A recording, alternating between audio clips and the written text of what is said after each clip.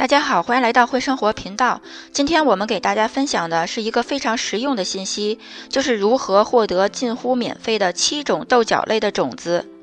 每年到夏天炎热的季节，各位喜好种菜的朋友都会在院子里种上各式各样的豆角，我们也不例外。记得最开始刚刚接触种菜的时候，我们总是去商店买豆角的种子包，像这样的一包豆角的种子至少需要2块钱左右。后来无意间在超市中发现这种深红色腰豆和浅红色的腰豆是可以散装购买的，它种出来就是大宽豆角。像我这样散装购买一包深红、浅红混合的种子，大概花了1毛钱。在后来的种植中，我继续尝试寻找其他免费豆角类的种子，于是我就发现了类似这样的豆角种子包装，它的特点是将几种豆子混合。比如像我们购买的这包是5种豆子混合，重量将近1公斤，价格为2块多钱，其中包含了花斑豆，也是类似罗马豆的一种，北方大豆、鹰嘴豆、黑豆和红辣椒豆，这些所有的豆子都是豆角类的种子，并不是所谓的红豆、绿豆那样的粮食作物，所以这包内的5种豆角种子也都是可以在炎热的季节播种的。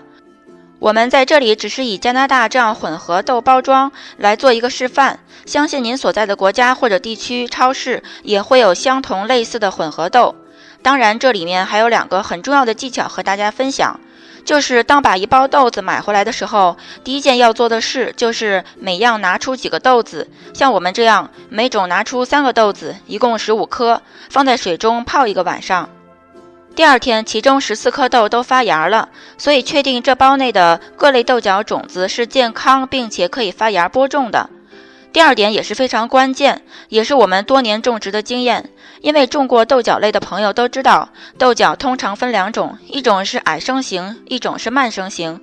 如果您购买豆角的种子回来，不确定它是矮生型或者慢生型，那需要事先做一个测试。像我们这样拿一个小花盆，放入几粒红腰豆的种子，试种一下。过了2-3个星期，它们就长得很高，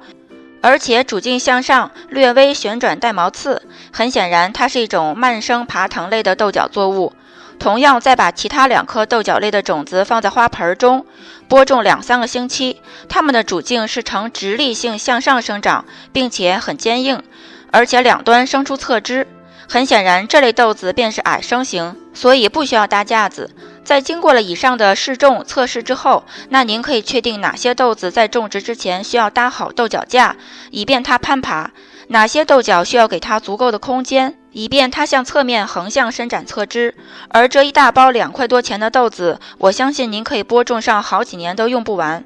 好了，今天这个免费豆角种子和播种前2个测试技巧的视频就和您分享到这里，这都是我个人多年种植的经验，希望对您的种植有所帮助。感谢您的收看，咱们下期再见。